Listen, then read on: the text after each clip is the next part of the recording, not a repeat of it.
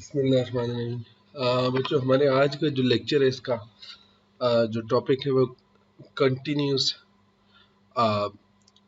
Random variable और continuous probability distribution है। सबसे पहले ये कि कंटिन्यूस रैंडम वेरिएबल क्या होता है। तो जैसा कि हमें पता है कि वेरिएबल दो तरह के हैं, एक है डिस्क्रीट और एक है कंटिन्यूस। डिस्क्रीट वो है जो काउंटेबल सेट से ताल्लुक रखता है, ठीक है। मिसाल के तौर पे जैसे कि हम जानते हैं कि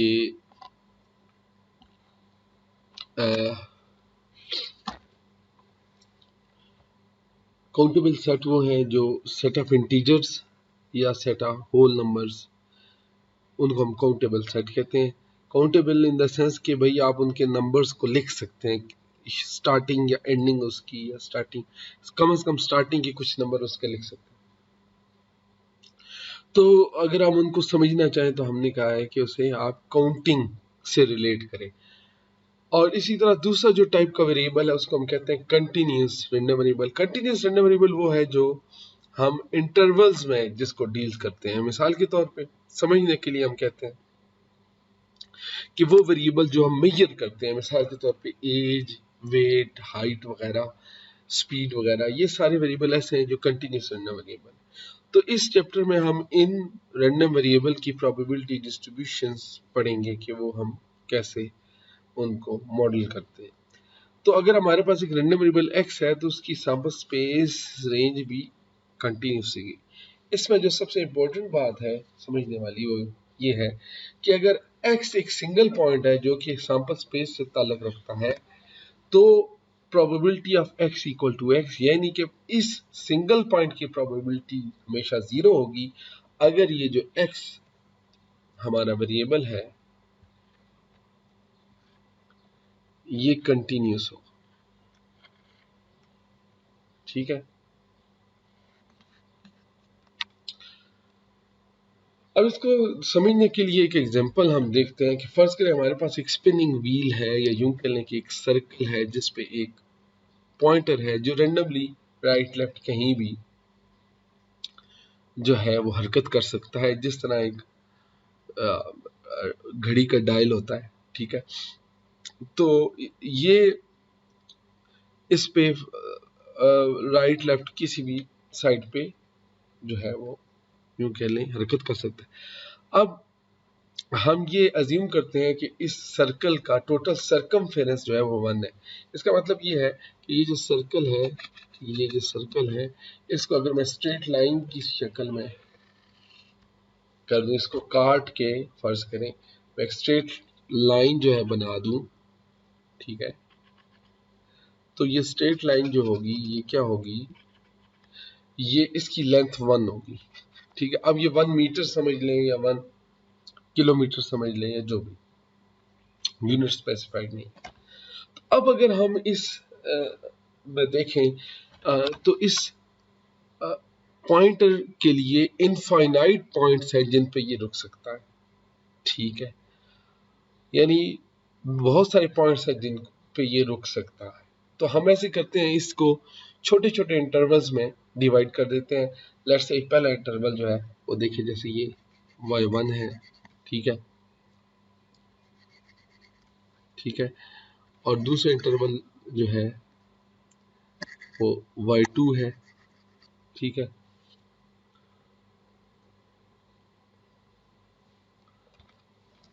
तीसरा जो है वो y3 है, और फिर अप टू सो ऑन ये n तक। तो n हमारे पास इसके इंटरवल है। इसका मतलब है कि ये हमने इस पूरे की पूरी डिस्क को n इंटरवल्स में डिवाइड कर दिया है, ठीक है। और इसमें से हर एक की यूं समझ लें लेंथ जो है वो x है। अगर हर एक की लेंथ x है और टोटल n इंटरवल है, तो टोटल नंबर ऑफ इंटरवल्स हमारे पास कितने होंगे? Obviously n multiplied by x, ठीक है। तो ये हमारे टोटल नंबर ऑफ इंटरवल्स होंगे, ठीक होगा। अब इसमें हम probability x equal to x मालूम करना चाहते हैं, यानी कि for a single interval, let's say ये जो ये वाला है, इसकी प्रोबेबिलिटी हम अगर मालूम कर लें, ये वाला है, ठीक हो गया।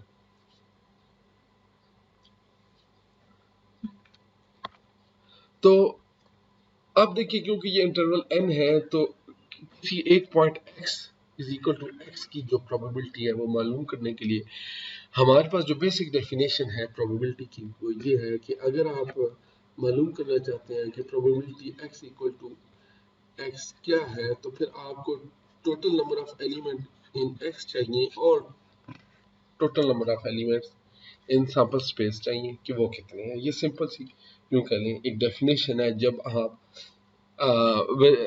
इसको इवेंट से रिलेट करें या पॉसिबल x की वैल्यूज से रिलेट करें। देखिए, अगर हमारे पास n इंटरवल है तो हर एक की जो प्रोबेबिलिटी होगी वो क्या होगी, 1 बाय n इंटरवल है, हर एक की लेंथ जो है वो समझ रहे हैं, लेट्स से x है फर्ज करें, तो जो है वो प्रोबेबिलिटी क्या होगी हर एक की। अब हम देखते हैं कि भाई अगर हमारे पास एक सिंगल पॉइंट x है, अब देखिए इसमें एक और इम्पोर्टेंट बात है कि अगर हम इसमें नंबर ऑफ इंटरवल्स बढ़ाते जाएंगे, ठीक है, तो इंटरवल्स की विड्थ कम होती जाएगी और n बढ़ता जाएगा। तो फर्ज करें n बहुत ज्यादा है, इनफाइनाइट हो गया, क्योंकि इस डिस्क में इनफाइनाइट पॉइंट्स हैं, तो हमने लेट्स से n बहुत ज्यादा इंटरवल्स बना लिए। अगर इंटरवल्स बहुत ज्यादा बना लिए तो इसमें हर एक जो पॉइंट होगा, उस हर एक जो पॉइंट होगा, ठीक है, उस पे हमारा ये पॉइंटर रुकेगा, तो इसका मतलब हमारे पास n इंटरवल है जिनकी लेंथ यूनिट है, ठीक है। तो हर पॉइंट पे एक लाइन आप समझ ले, अभी तो इसकी विड्थ आप देख सकते हैं, थोड़ी सी विड्थ आपको नजर आ रही होगी, तो आप समझ लें कि हमने n बहुत ज्यादा कर दिया, तो इसका मतलब है हर इस डिस्क के हर पॉइंट पे एक जो है वो सेंटर से लेकर उस पॉइंट तक एक लाइन लगी हुई है।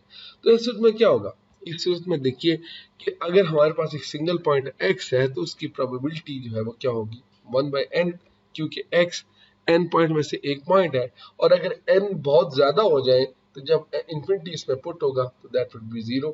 उसका क्या मतलब हुआ, तो कि probability of x equal to x, यानी a single point will always be 0 in continuous random, ठीक हो गया। तो ये जो है वो बेस थी और ये चीज़ हमें आगे चल के काम आएगी। इससे पहले कि हम पीडीएफ को पढ़ें, उससे पहले हमें सीडीएफ को पढ़ना है, क्योंकि सीडीएफ ही बुनियाद बनाता है हमारे लिए पीडीएफ की। तो सीडीएफ हम जानते हैं कि प्रोबेबिलिटी है किसकी, x less than equal to x की। तो फर्ज करें अगर कैपिटल X जो हमारे पास मौजूद है, ठीक है, इसकी वैल्यूज जो है वो 1 से लेकर n तक है, अप टू n है, ठीक है। तो हम दरमियान में कहीं लेट से x फर्ज कर लेते हैं, तो जो CDF है ऑफ x ये किसके बराबर होगा, probability x less than equal to x, यानी probability x equal to 1 plus probability x equal to 2 up to probability x equal to, तो x कोई भी पॉइंट हो सकता है। तो CDF क्या है, sum of probabilities of x and all less values, ठीक है। तो ये हमारी CDF की डेफिनेशन है और इसकी प्रॉपर्टीज को हम जानते हैं कि सबसे जो एक्सट्रीम वैल्यू है, एक्सट्रीम लेफ्ट पे जो वैल्यू होती है उसकी प्रोबेबिलिटी 0 है, और जो एक्सट्रीम राइट पे वैल्यू है यानी कि प्लस इन्फिनिटी, उसकी प्रोबेबिलिटी वह हमेशा 1 होगी। और दो पॉइंट्स x1 और x2, ठीक है, दो पॉइंट्स अगर x1 और x2 जो है, ठीक है, x1 और x2, इन दो की प्रोबेबिलिटी अगर आपको मालूम करनी है तो ये किसके बराबर होगी, दोनों के CDF के डिफरेंस की, ठीक है। तो ये CDF की जो है वो प्रॉपर्टीज है।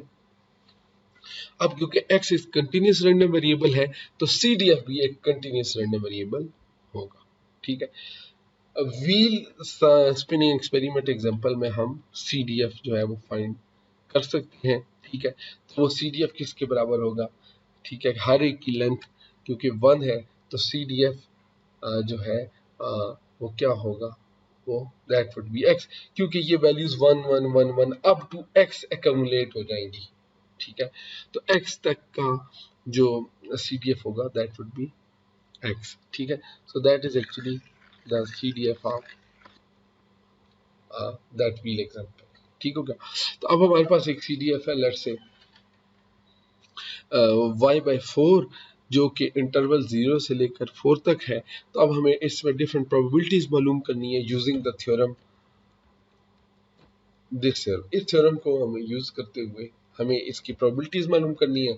तो हमें पता है कि probability minus y is equal to less than -1। अब क्योंकि -1 इसमें कहीं भी नहीं आ रहा, ठीक है, तो इसका क्या मतलब है, इसकी प्रोबेबिलिटी 0 होगी। प्रोबेबिलिटी y लेस देन 1, ठीक है, लेस देन 1 के लिए आपको क्या करना होगा, ठीक है, आपको क्योंकि जो 1 है, ठीक है, वो यूं समझ लें 0 के बाद पहला पॉइंट है, ठीक है, 0 तक की प्रोबेबिलिटी तो 0 है, तो पहले तो इसलिए 1 हम डायरेक्टली पुट कर देंगे, तो that would B probability of 1।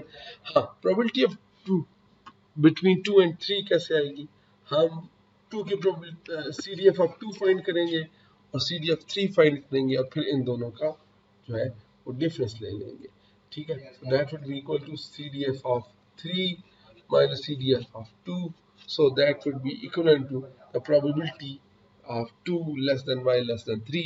और इसी तरह probability y greater than 1 पर। अब हमें पता है कि जो CDF है वो हमेशा किस फॉर्म में होता है, probability x less than equal to x की फॉर्म, और हमें पता है कि टोटल प्रोबेबिलिटी 1 है।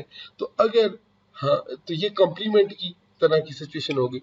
तो अगर हमें मालूम करना है probability x greater than x, तो हम क्या कर सकते हैं, probability x less then x मालूम करके उसको 1 से माइनस कर लें, तो that would be equal to, तो यही काम यहाँ पे हुआ है। तो प्रोबेबिलिटी y लेस देन 1.5 मालूम किया, यानी कि CDF ऑफ 1.5 और उसको 1 से माइनस कर लिया है, तो ये है CDF। इसकी एक आध और एग्जांपल भी की जा सकती है, ठीक है, लेकिन अब हम असल डेफिनेशन की तरफ चलते हैं जो है प्रोबेबिलिटी डेंसिटी फंक्शन। अब ये जो CDF है इसकी हम बात करते हैं, ठीक है, इसकी मैक्सिमम वैल्यू आपको पता है 1 है, ये एक्यूमुलेट होता जाता है और एक final value let's say x2 के बाद या कहीं पे जाके ये 1, इसके बाद ये 1 ही है, तो let's say probability x infinity भी भले यहीं पे आ जाए तो उसकी CDF भी 1 ही होगा। तो अब हमारे पास एक पॉइंट है x1, ठीक है, तो अब हमें x1 की अगर प्रोबेबिलिटी मालूम करनी है तो हमें क्या करना होगा, अगर हमें, तो हम एक जो है छोटा सा पॉइंट और डिफाइन करते हैं, डेल्टा, जो x से थोड़े से फासले पे। तो अब अगर हमें प्रोबेबिलिटी मालूम करनी है किसकी, x1 less than x1 plus delta की, तो हमें क्या करना होगा, हमें इन दोनों के जो CDF हैं उनको माइनस करना होगा और you will get the probability of what, x1। तो ये किसके बराबर होगी, प्रोबेबिलिटी लेट्स से, बल्कि x1 से x1 प्लस डेल्टा तक की जो है वो प्रोबेबिलिटी होगी। अब अगर हमें इस पूरे के पूरे फंक्शन को, ठीक है, डिवाइड कर दें, किससे, डेल्टा से डिवाइड भी कर दें और मल्टीप्लाई भी कर दें, तो ये क्या बन गया, ये तो डेरिवेटिव बन गया। तो इसका क्या मतलब है, अगर हम किसी CDF का डेरिवेटिव ले लें तो दैट विल बी PDF।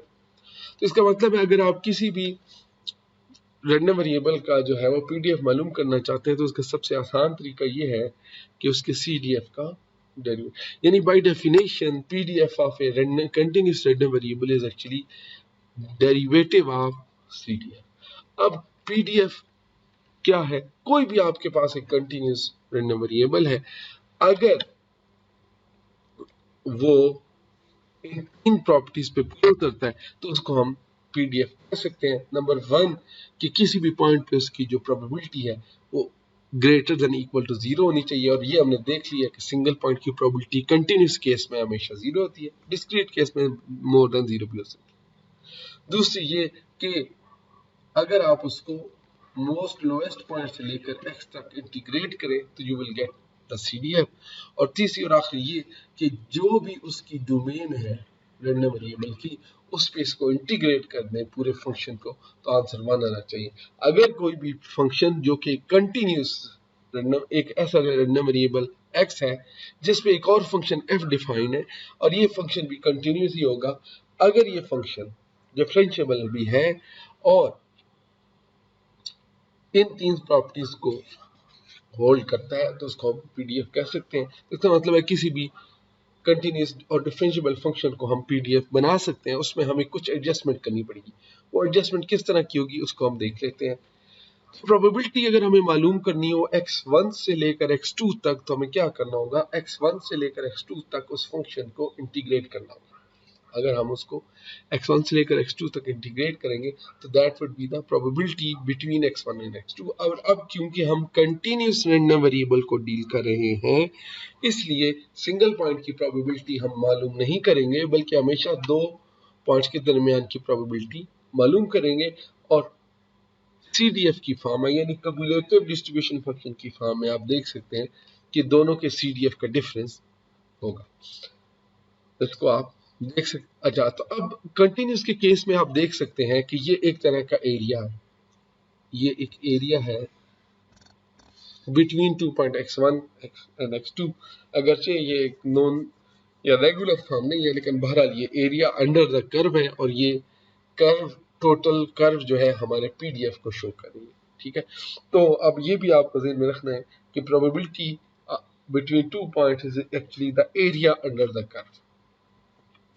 अब अगर हम जो है वो प्रोबेबिलिटी मालूम करना चाहें दो पॉइंट्स के दरमियान की यूजिंग CDF, तो बहुत ही आसान है।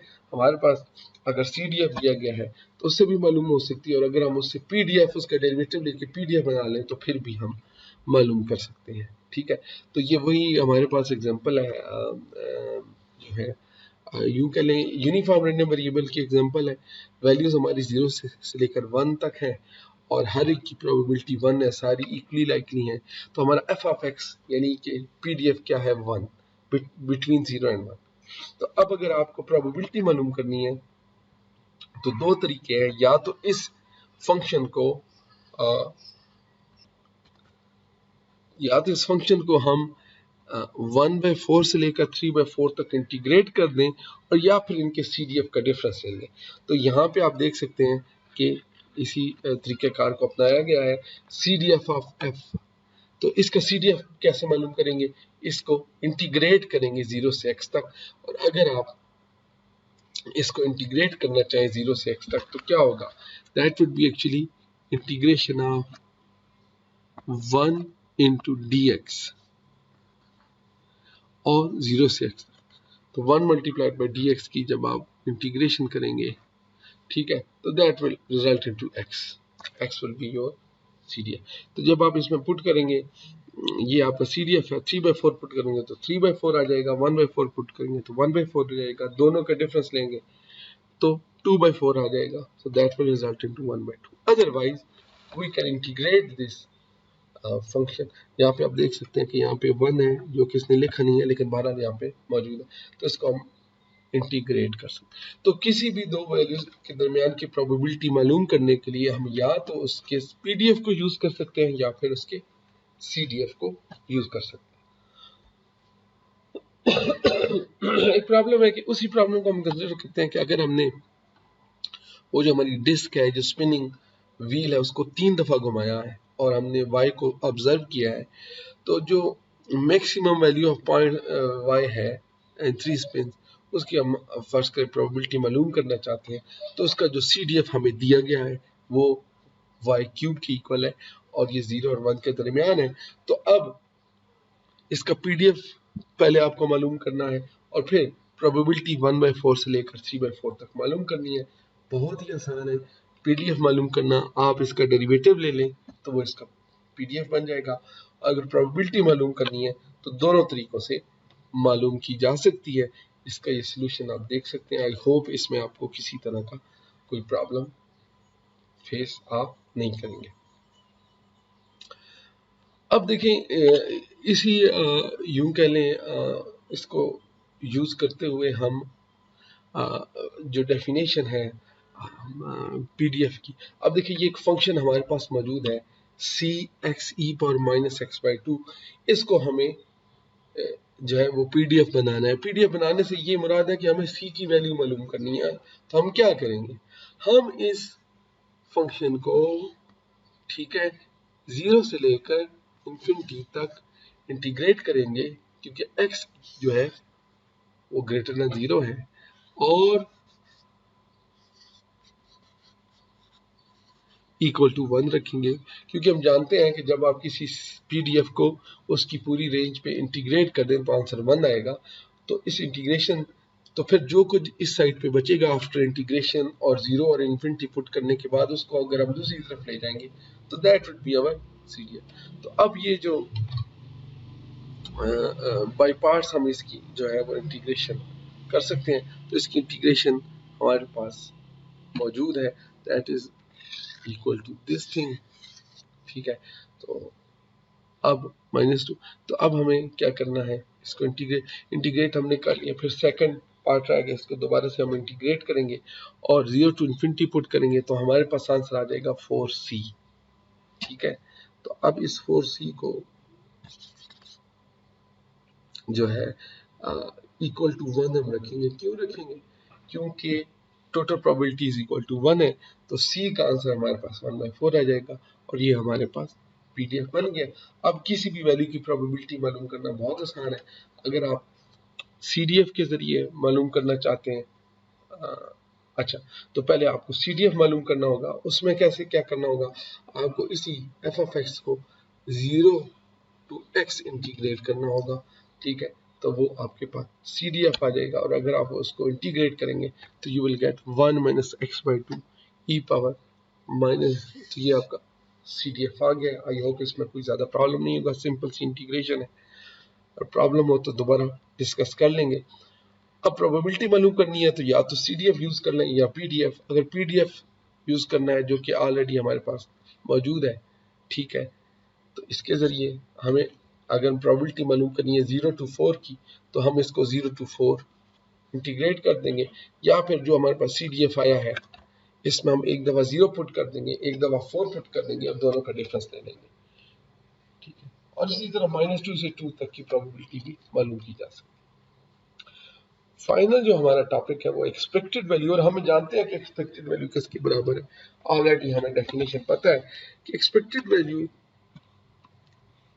of a random variable x is equal to summation x f of x। अब काबिल गौर बात यह है कि हम क्योंकि कंटिन्यूस रैंडम वेरिएबल को डील कर रहे हैं, तो ये थोड़ी सी बदल जाएगी, that would B integration x f of x। तो अब आपको क्या करना होगा, x को f of x से मल्टीप्लाई करके जो है वो इंटीग्रेट करना होगा, तो आपके पास एक्सपेक्टेड वैल्यू आ जाएगी। और इसकी भी वही प्रॉपर्टीज हैं जो हम ऑलरेडी पढ़ चुके हैं इससे पहले, ठीक है। जैसा कि ये सेम प्रॉपर्टीज है, कुछ भी फर्क नहीं है। लीनियर फंक्शन की एक्सपेक्टेड वैल्यू किस तरह मालूम होगी, इसी तरह वेरिएंस वाली जो चीज़ होगी। अब वेरिएंस में ज़रा आपको पहले एक्सपेक्टेड वैल्यू एक्स स्क्वायर मालूम करनी है। वो कैसे, आपको क्या करना होगा, एक्स स्क्वायर को एफ ऑफ एक्स से मल्टीप्लाई करेंगे, और इसको इसकी जो भी रेंज, जनरली हम -22 प्लस इन्फिनिटी लिखते हैं, उस पर इंटीग्रेट कर देंगे, तो ये हमारे पास expected value of x square आ जाएगा।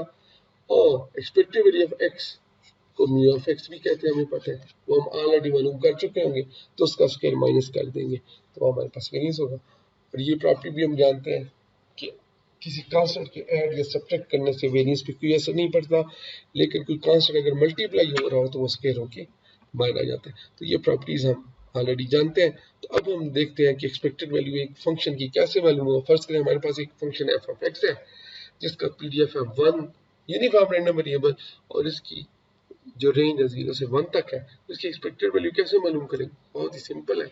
सो 0 to 1 x into F of x dx, और हमें पता है कि भाई एफ ऑफ एक्स किसके बराबर है, एफ ऑफ एक्स किसके बराबर है, 1 के बराबर है, ठीक है, 1, ठीक है जी।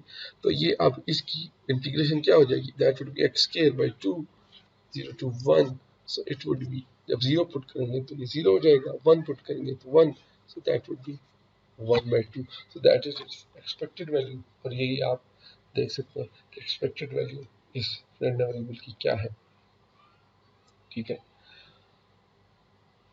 इसी तरह अगर हमारे पास कोई फंक्शन हो इस वेरिएबल का, तो उसकी जो है वो एक्सपेक्टेड वैल्यू भी मालूम की जा सकती है, ठीक है। सेम उसी तरीके से जैसे हमने पहले देखा था जी ऑफ एक्स, ठीक है। तो ओके, तो अगर हमें इसी प्रॉब्लम में जो है वो वेरिएंस मालूम करना चाहे तो हमें क्या करना होगा। एक्सपेक्टेड वैल्यू ऑफ एक्स हमारे पास मौजूद है 1/2, तो expected value of x square हमें मालूम करनी है। तो उसके लिए हम क्या करेंगे, 0 to 1 x square into 1 into D x, जो कि एक्स क्यूब बाय 3 बन जाएगी, राइट। और फिर हमें इसमें 0 और 1 पुट करना पड़ेगा, हमारे पास क्या आ जाएगा 1/3। So that expected value of x square, और एक्सपेक्टेड वैल्यू ऑफ एक्स हमें पता है वो क्या है 1/2। तो अब हम क्या करेंगे, इन दोनों का डिफरेंस लेंगे जो कि 1/3 और 1/2 का होल स्क्वायर है। 1/3 माइनस 1/2 होल स्क्वायर, तो हमारे पास जो आंसर आ जाएगा दैट वुड बी एक्चुअली 1/12। और फिर हम इसकी अगर स्टैंडर्ड डेविएशन मालूम करना चाहते हैं तो that would be simply square root of. ये हमारे पास एक फंक्शन है, let's say 3y square by 2 PDF है। इसकी एक्सपेक्टेड वैल्यू मालूम करना बहुत ही आसान है, कैसे, you just have to multiply -1 से 1 तक y मल्टीप्लाई करेंगे f ऑफ y से और dy, और f ऑफ y हमारे पास क्या है, f ऑफ y क्या है हमारा, f of y 3y square by 2, 3y square by 2। तो हमारा जो पीडीएफ है वो क्या बन जाएगा, वो बन जाएगा 3y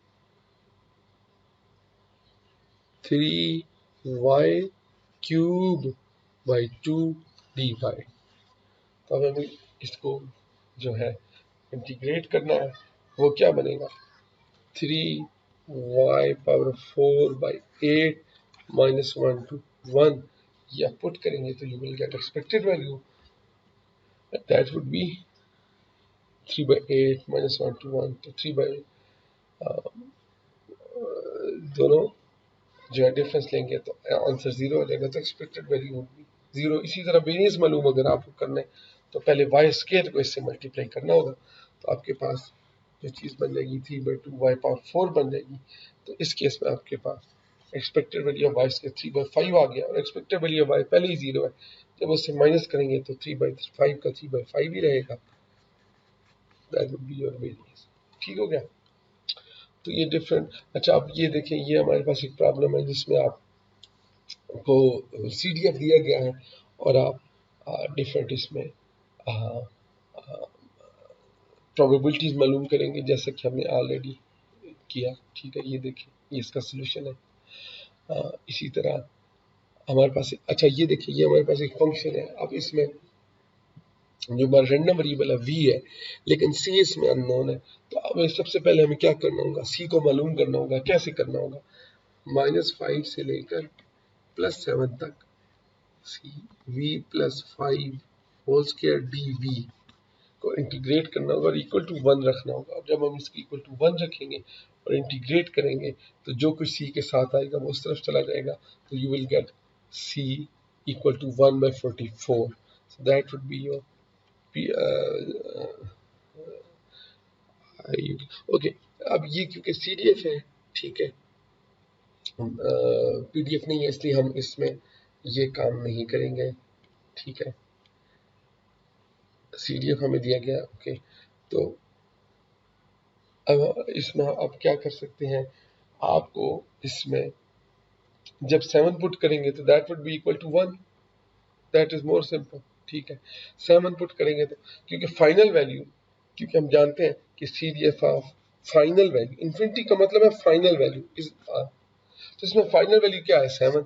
सो जब इसमें आप 7 पुट करेंगे so that must be equal to 1। तो अब इसी को आप देखें यहाँ पे यूज किया गया है, ये देखें, तो v की जगह 7 पुट कर दिया गया है, 7 + 5 होल्स के, और फिर उसको सी के साथ मल्टीप्लाई हो रहा है तो दूसरी साइड पे चला जाएगा 12 का स्क्वायर जो कि 144 है। ठीक है, तो इस तरह आई होप आप ये बाकी चीज़ें, तो ये हमारे टॉपिक है। इसी तरह ये सी अगर आप मालूम करना चाहें बहुत ही आसान है। ठीक है, सी कैसे मालूम होगा, आपको 0 से 2 तक सी एक्स डी एक्स को इंटीग्रेट करना होगा और इक्वल टू 1 रखना होगा, तो ये एक्स स्क्वायर बाई 2 बन जाएगा।